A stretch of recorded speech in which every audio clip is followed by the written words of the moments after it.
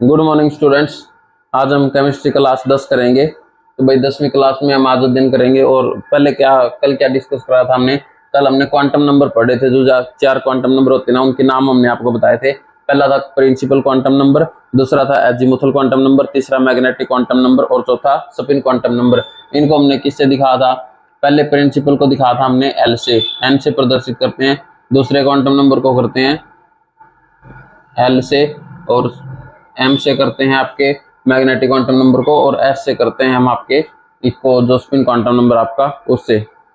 अब आज जो हम बात करेंगे वो कल एक प्रिंसिपल रह गया था। कल 2 प्रिंसिपल हमारे। तो एक था हाइजेन का अनिश्चितता का सिद्धांत। कौन सा? हाइजेन का अनिश्चितता का सिद्धांत। अनिश्चितता का सिद्धांत। और इसी को इंग्लिश में क्या बोलते हैं सीबीएसई वाले? ये बोलते हैं uncertainty principle of Huygens. Uncertainty principle of Huygens. तो ये क्या कहता है? ये कहता है कि भाई जब एक नाभिक होता है ना हमारा, इसके अंदर क्या होते हैं? प्रोटॉन होते हैं और न्यूट्रॉन, और इसके बाहर कक्षा के अंदर चक्कर लगाते हैं इलेक्ट्रॉन। तो इस इलेक्ट्रॉन के जो चक्कर लगाते हैं ना, इलेक्ट्रॉन मान लो ये है, ये घूम रहा है इधर, ठीक है, इधर भी इलेक्ट्रॉन नहीं ऐसे घूम रहे।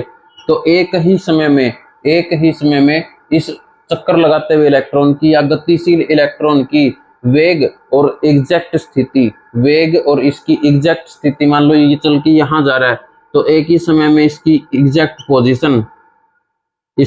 पोजीशन और एग्जैक्ट वेग ज्ञात नहीं किया जा सकता। ये हाइजेन ने अनिश्चितता है। मतलब हम निश्चित रूप से नहीं कह सकते कि जब ये गतिशील इलेक्ट्रॉन है तो इसकी एक स्थिति और इसका जो वेग है वो एग्जैक्ट हम नहीं बता सकते। तो ये अनिश्चितता का सिद्धांत है। इसके बारे में ज्यादा कुछ एग्जाम में नहीं पूछा जाता।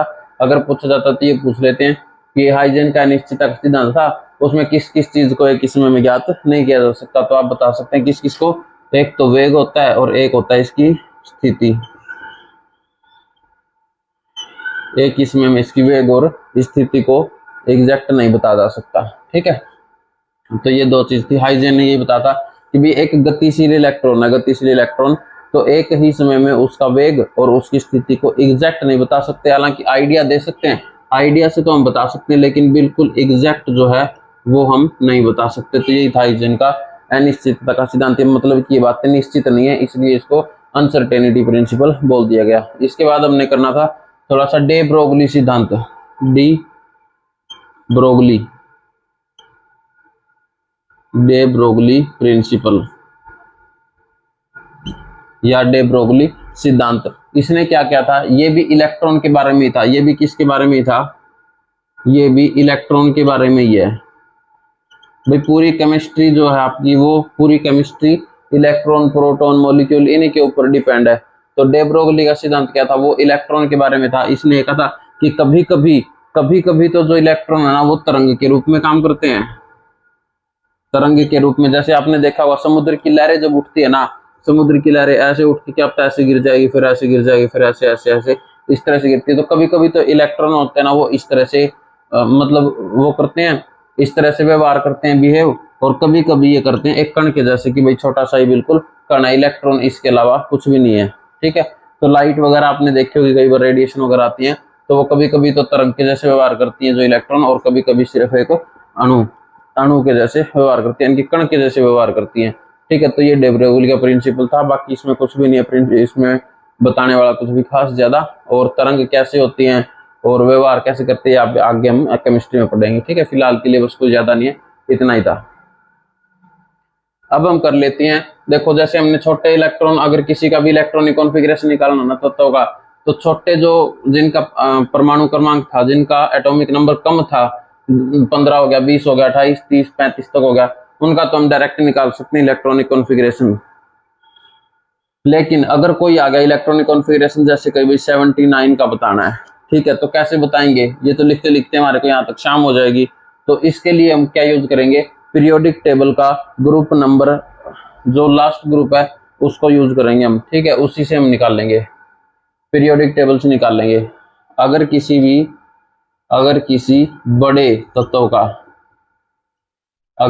बड़े तत्व का इलेक्ट्रॉनिक कॉन्फ़िगरेशन निकालना पड़ जाए तो हम कैसे निकाल लेंगे? उसको हम ग्रुप की सहायता करेंगे, ग्रुप की सहायता से करेंगे पीरियोडिक टेबल के अंदर।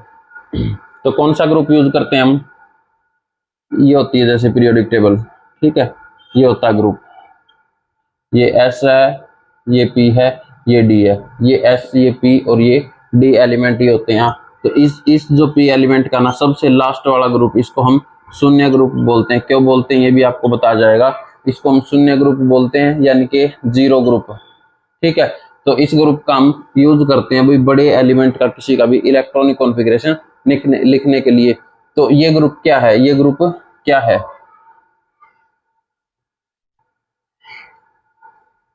ये ग्रुप है हेमा ने आमिर की जमानत रोकी। हेमा, इसकी ट्रिक है ये, हेमा ने आमिर की जमानत रोकी।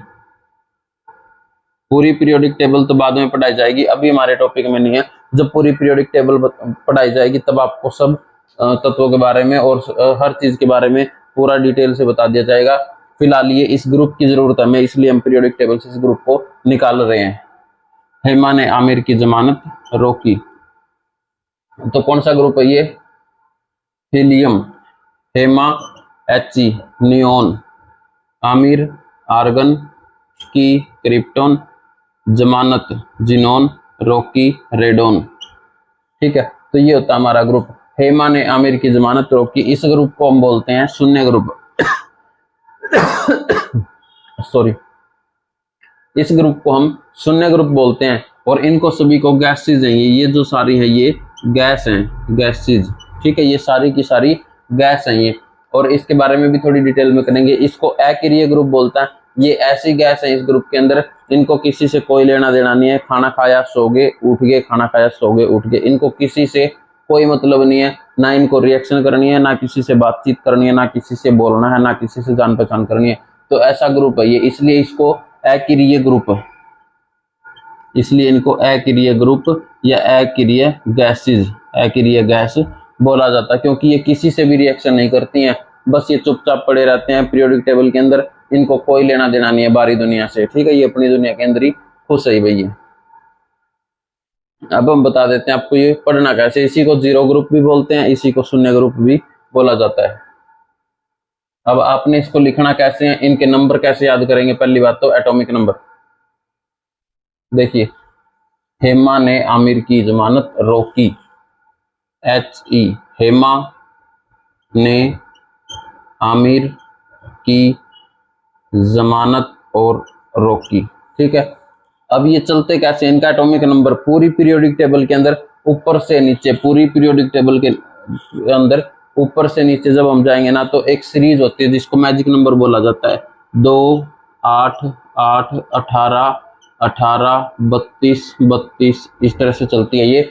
और जितनी भी पीरियोडिक टेबल है ना, अगर आपने उनके सबके पहले पहले एलिमेंट भी याद कर लिए तो आप इस सीरीज से लास्ट तक, नीचे तक की सीरीज को आप एटॉमिक नंबर याद कर सकते हैं, ठीक है।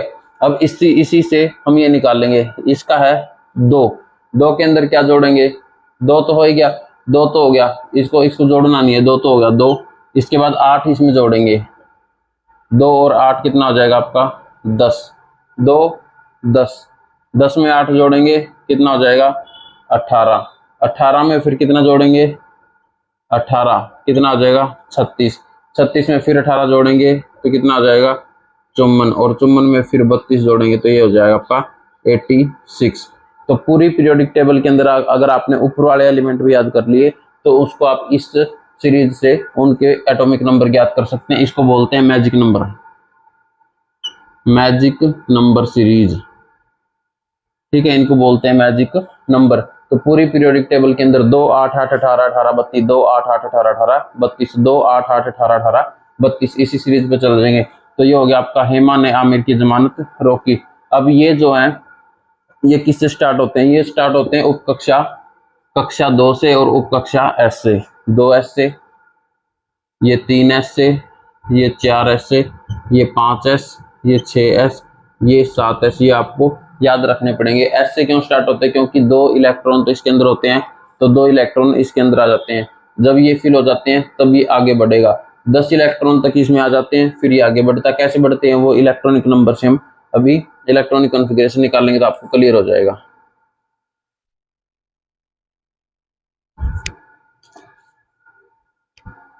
ठीक है। अब हम बात कर लें, जैसे हमने नियॉन का निकालना है तो इस सीरीज को याद रखना है, पूरे इलेक्ट्रॉनिक कॉन्फ़िगरेशन निकालने के लिए इस सीरीज को रखना है। अगर आपके पास बहुत बड़ा नंबर आ गया, पहले हम छोटे नंबर से शुरुआत कर लेते हैं, जैसे 11Na, तो इसको कैसे लिखेंगे? देखिए हमने ये देखना है कि इस 11 से पहले कौन सी गैस है, ये सारी गैस हैं, इस 11 से पहले कौन सी गैस इसके बिल्कुल करीब है, इसके करीब कौन सी गैस है?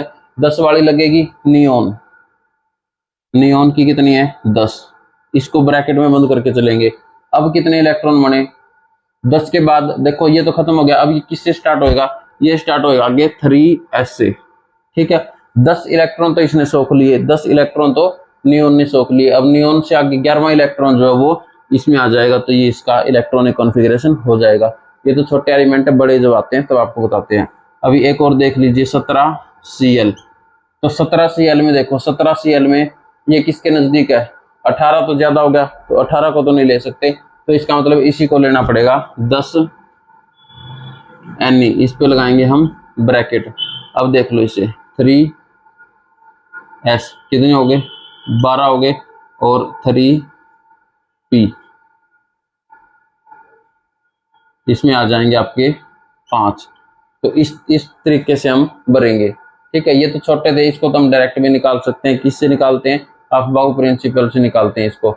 और अगर बड़ा एलिमेंट लेना होगा तो हम फिर इसको ग्रुप को यूज करेंगे।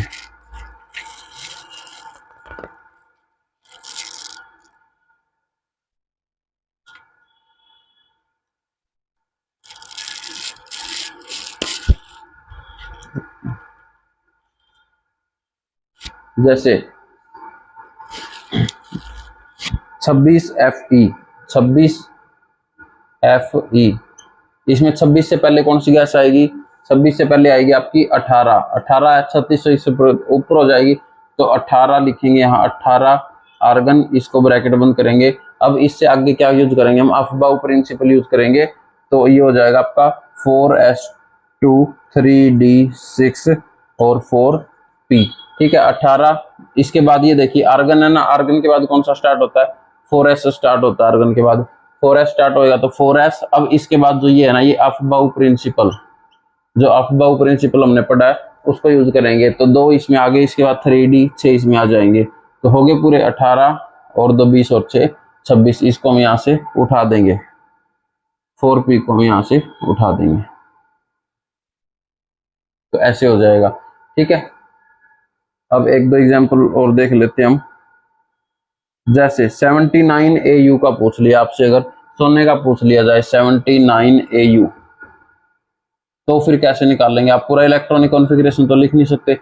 79Au, Au का मतलब होता है गोल्ड, सोना होता है आपका। अब देखेंगे 79 किसके नजदीक है? 79 86 तो इससे ज्यादा हो गया, इसके नजदीक है 54 के, तो 54 पे क्या है? जिनोन है। इसको ब्रैकेट करेंगे बंद। अब इसके बाद इसने चुम्बन इलेक्ट्रॉन तो इसने सोख लिए, चुम्बन के बाद 6s से एंट्री करेगा, फिर जो चुम्बन के बाद जो 55वां इलेक्ट्रॉन है वो आपका 6s से एंट्री करेगा, 6s, और इससे आगे चलेगा आपका Aufbau principal. Aufbau principal 6s के बाद आपका आ जाएगा 4f और 5d, 4f और 5d, ठीक है। अब इसमें भरना स्टार्ट करेंगे। कैसे भरेंगे? s में कितने आ जाते हैं? 2, चुम्बन और 2 56। f में कितने आते हैं? f में आते हैं 14, तो कितने हो गए? चुम्बन और 2 56 और 70 हो गए।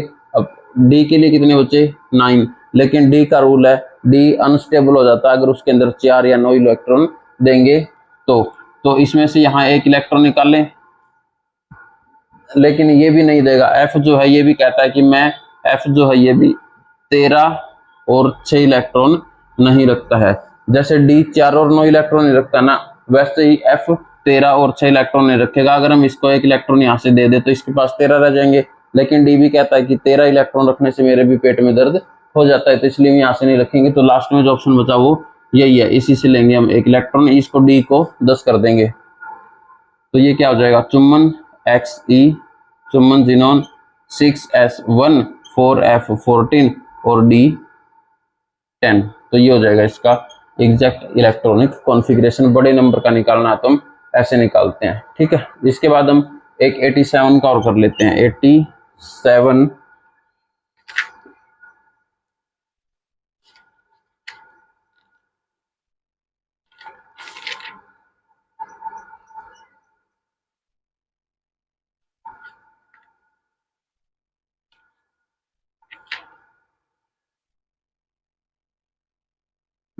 फ्रेंशियम, 87 होता है आपका फ्रेंशियम का, FR फ्रेंशियम होती है ये 87 FR। अब 87 देखिए, 87 को हम इसके जो पीछे वाली गैस है ना वो देखेंगे, पीछे वाली जो, इन्हीं को नोबल गैस भी बोलते हैं, पीछे वाली जो नोबल गैस है इन्हीं एलिमेंट को, तो उसमें से देखेंगे इसके नजदीक कौन सा है, तो 86 वाला है, 86 रेडोन, ब्रैकेट बंद करेंगे। अब 86 इलेक्ट्रॉन तो इसने सोख लिए अपने पास ही, इससे आगे जब ये स्टार्ट होएगी तो ये 7s से स्टार्ट होएगी, तो 7s। अब इसको कितने चाहिए, सिर्फ एक ही तो चाहिए, 86 हो गए, एक और चाहिए तो इसको 7s1 हो जाएगा। ठीक है, तो इस तरह से हम अगर कोई भी बड़ा नंबर आता है तो इस पीरियोडिक टेबल की सहायता से कैसे कैसे करेंगे, पीरियोडिक टेबल के ग्रुप, पीरियोडिक टेबल के ग्रुप प्लस ऑफ बाउ प्रिंसिपल की हेल्प से हम किसी भी बड़े नंबर का जिसका एटॉमिक नंबर बहुत ज्यादा है, 80 है, 85 है, 102 है, 98 है, 96 है, उसका भी हम इलेक्ट्रॉनिक कॉन्फ़िगरेशन निकाल सकते हैं। ठीक है,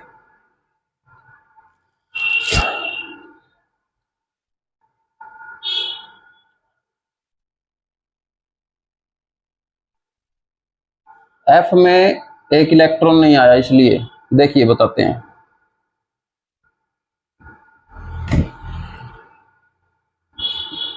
डी इलेक्ट्रॉन का आपको पढ़ा था कि जो डी है वो अनस्टेबल हो जाता है। डी इलेक्ट्रॉन जो है ये अपने पास 4 और 9 इलेक्ट्रॉन नहीं रखता, 4 और इलेक्ट्रॉनों को छोड़ के सभी इलेक्ट्रॉन रख लेता है। इसी तरह से एफ जो है, एफ उपकक्षा, ये भी अपने पास, इसके टोटल कितने होते हैं 14, तो ये 6 और 13 इलेक्ट्रॉन अपने पास नहीं रखेगा। अगर इसको 6 दिए जाएंगे तो अनस्टेबल हो जाएगा ये, और अगर इसको 13 दिए जाएंगे तो भी अनस्टेबल हो जाएगा। देखिए इसका रूल क्या है, डी के अंदर आपके कितने होते हैं 10 होते हैं, एफ के अंदर कितने होते हैं 14, तो इनसे एक एक कम, इनसे एक एक कम नहीं रखेंगे। ये डी जो है ये इससे एक कम नहीं रखेगा यानी कि 9 नहीं रखेगा, और एफ जो है इससे एक कम नहीं रखेगा यानी कि 13 नहीं रखेगा, और इसका हाफ क्या होता है 10 का हाफ 5, उससे भी एक कम नहीं रखेगा यानी कि 4, और ये जो एफ है 14 का हाफ क्या होता है 7, इससे एक कम नहीं रखेगा यानी कि जो इनकी फुल कैपेसिटी होती है उससे एक कम, और फुल कैपेसिटी के हाफ से एक कम इलेक्ट्रॉन ये कभी भी नहीं रखते हैं। अगर ये रखेंगे तो ये अनस्टेबल हो जाते हैं, स्टेबल रहने के लिए इनको ये रखना पड़ता है। ठीक है, तो ये हो गया आपका इलेक्ट्रॉनिक कॉन्फ़िगरेशन अगर किसी भी बड़े नंबर का निकालना है तो। हेमा ने आमिर की जमानत की, ये किस सीरीज पे आगे बढ़ते हैं, 2 8 8 18 18 32, 2 8 8 18 18 32 32, इसको क्या बोलते हैं, मैजिक नंबर बोलते हैं, मैजिक नंबर बोलते हैं। और ये किस सीरीज पे बढ़ते हैं, 2 8 8 18 18 32 पे बढ़ते हैं। इस ग्रुप को क्या बोलते हैं, हेमा ने आमिर की जमानत की, helium neon argon krypton xenon और रेडोन, हीलियम 2 नियोन 10 आर्गन 18, इसके बाद क्रिप्टॉन 36 जिनोन 54 और रेडोन 86। इसी को नोबल गैस बोलते हैं, एक्रिय गैस भी बोलते हैं क्योंकि ये किसी से भी रिएक्शन नहीं करती, इनको कोई मतलब नहीं है बाहर एनवायरनमेंट में क्या हो रहा है। नोबल गैस भी बोलते हैं, शून्य ग्रुप भी बोलते हैं, एक्रिय गैसेस भी बोल देते हैं इनको। ठीक है, अब हम आगे करेंगे, एक अष्टक का नियम है, अष्टक का नियम वो भी इलेक्ट्रॉनों के ऊपर लागू होता है, ऑक्टेट रूल या अष्टक का नियम।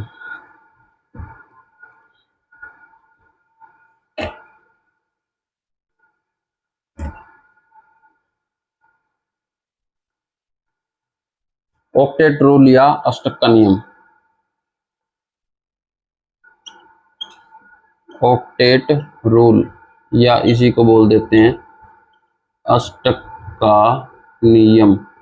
ये क्या कहता है, ये कहता है कि कोई भी इलेक्ट्रॉन जो है, कोई भी तत्व के अंदर इलेक्ट्रॉन जो है वो अपनी कक्षा में, अपनी बाहरी कक्षा में अगर 8 इलेक्ट्रॉन रख लेता है तो वो स्टेबल हो जाता है, 8 इलेक्ट्रॉन रख लेता है तो स्टेबल हो जाता है। जैसे किसी की कक्षा में 18 18 32 32 हमने पढ़ा ना, तो ये कह रहा है कि अष्टक का रूल, अगर कोई भी तत्व अगर सिर्फ बाहरी कक्षा में 8 भी इलेक्ट्रॉन रख लेगा तो भी वो स्टेबल हो जाएगा, मतलब कि किसी से रिएक्शन नहीं करेगा। ठीक है, देखिए जैसे छोटे से ले लेते हैं, हम सोडियम से ले लेते हैं 11Na। इसमें क्या हो जाता, इसको हम ऐसे लिखते हैं 2 8 और 1। इसको हम लिखते हैं इस सीरीज में 2 8 8 18 18, इस सीरीज में लिखते हैं। तो 11 के लिए हम क्या लिखेंगे, 2 और 8 10 और 1 11, यानी कि इस ये जो कक्षा ना इसमें 8 इलेक्ट्रॉन है, ये 1 इलेक्ट्रॉन है, ये 1 इलेक्ट्रॉन ये क्या करेगा, इसको 1 इलेक्ट्रॉन को रिएक्शन के लिए छोड़ देता है, इस 1 इलेक्ट्रॉन को रिएक्शन के लिए छोड़ देता है कि किसी दूसरे तत्व से नाभिक से ये रिएक्ट कर ले और ये हो जाएगा स्टेबल। ठीक है, इसी तरह से जैसे 20 Ca है, 20 Ca, तो ये 2 8 और 8 और ये कितना हो जाएगा, इसमें 2 बच जाएगा, ये स्टेबल हो जाएगा। कितने इलेक्ट्रॉन रख के, बाहरी कक्षा में 8, बाहरी कक्षा में 8 इलेक्ट्रॉन रख के, और जो 2 इलेक्ट्रॉन बचते हैं ना इनको छोड़ देगा रिएक्शन के लिए कि किसी भी तत्व से ये रिएक्शन कर पाएगा। ठीक है, मतलब कि अगर कोई भी इलेक्ट्रॉन हो उसकी बाहरी कक्षा की अक्षमता तो है 18 इलेक्ट्रॉन की, लेकिन जरूरी नहीं है कि वो इतने इलेक्ट्रॉन रखे। जैसे 26 Fe 26 आयरन, इसमें हम क्या लिखेंगे, 2 और 8 10 और 8 18। इसके बाद क्या आता है, 2 और 8 10, 10 और 8 18, 18 और 8 26, 2।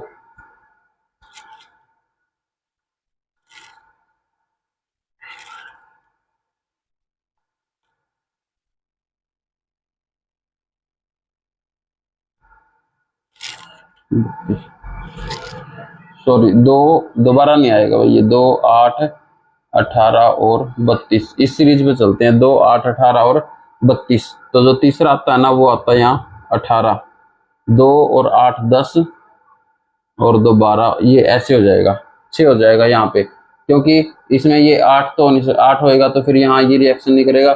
और इसमें 26 में क्या है, 2 8 18 बनेंगे यहाँ पे, 2 8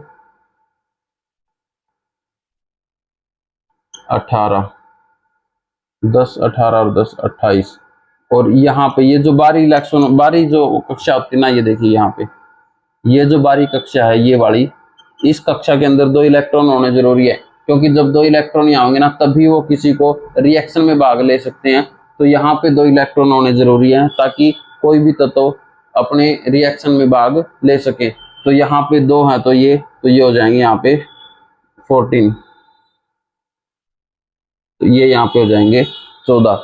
ठीक है, तो इसके बारे में कल और डिस्कस कर लेंगे। बस आज के लिए ये है कि जो 2 इलेक्ट्रॉन होते हैं ना ये बाहरी कक्षा में होने जरूरी है, और कोई भी तत्व अपनी क्षमता के मुताबिक इलेक्ट्रॉन ना होके अगर बाहरी कक्षा में 8 इलेक्ट्रॉन भी होंगे तभी भी वो स्टेबल हो सकता है, उसको बाहर रिएक्ट करने की जरूरत नहीं है। ठीक है, तो इस बारे में थोड़ा सा कल डिस्कस कर लेंगे। इसके बाद आपको वैलेंस